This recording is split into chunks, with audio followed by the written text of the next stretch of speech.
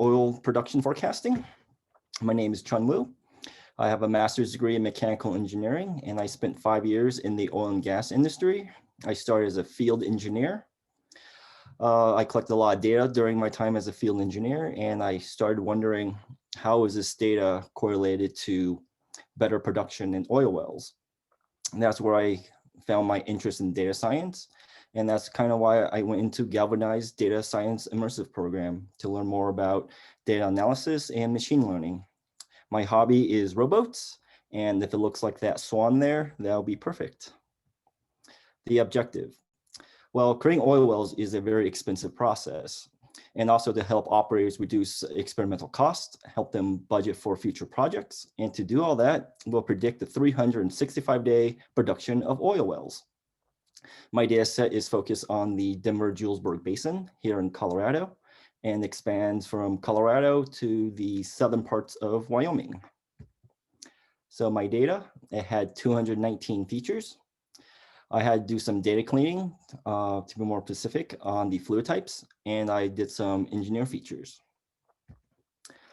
So just looking at my data, this is the data I will try to predict, the 365-day production. So this is all the wells in my data set that I have a production number for that day marker. As you can see, not a lot of wells are producing at 100,000 barrels. They're doing roughly about 50,000 barrels. Next, I looked at the fluid systems. This is directly from the data set. I did not clean it up. I did not alter anything yet. This is just straight from the data set. As you can see, it's not very categorized. There's some duplicates, spelling of the same fluid systems. And there are 5 of these columns, along with another 5, which just has volume numbers. So that was a perfect time for me to do some feature engineering. So we would like to reduce some of the fluid systems down. In a previous analysis I've done, I found out that fluid systems does influence production.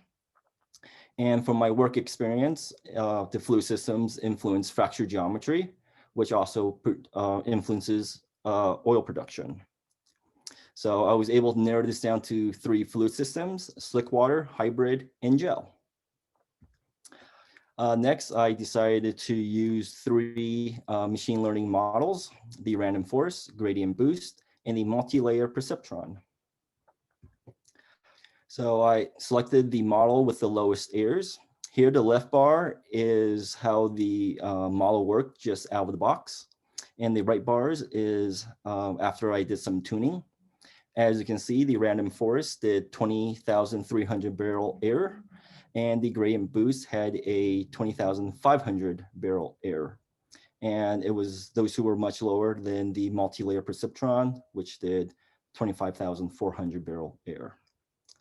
So looking into the random forest and gradient boost a little bit more, these are the 6 features the random forest found important. As you can see, the first 2, the lateral length and proppant, is the 2 that influences this model the most. And then you have in 3rd place slick water, which is our feature engineered fluid system. Next, you have gradient boost. As you can see, this is the exact 6 features that the random forest had, except it's in a different order.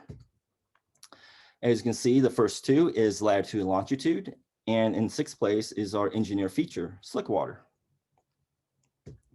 So conclusion, the random forest did perform the best, but I'll use this model in non-exploratory areas, so areas where I have a lot of operations already, and I don't need to do anything special because it has its 3 top features: lateral length, proppant, and slick water. So the lateral length is a well design, and proppant in slick water would be a hydraulic fracture design. So it works perfect for areas you already have operations in. The gradient boost, I'll use this for exploration purposes. I'll use it for new locations of oil wells, mainly because the first 2 features it found important was latitude and longitude. A unique, interesting fact was my engineering features was slick water. It was a very important feature since it was showed up in both models. and it wasn't really obvious in my data set at the start.